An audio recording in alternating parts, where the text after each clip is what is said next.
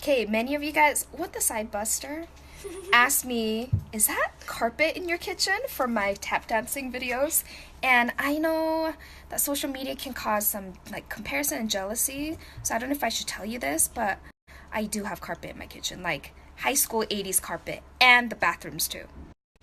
I'll give you a little tour of my carpet. Look, it's so beautiful. Like if you drop something, oh, too bad you don't even try, you just move on. It's lost forever.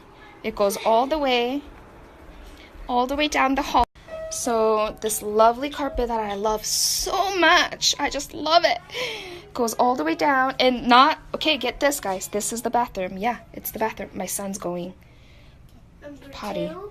Thanks, Aiden. Ripped up all of the floor in here. We had all carpet because it's bloody old. So we're trying to do this before Sarah comes back.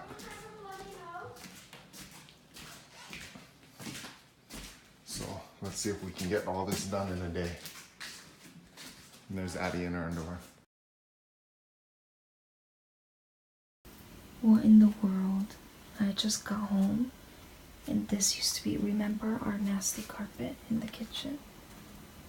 What in the world? What did JT do?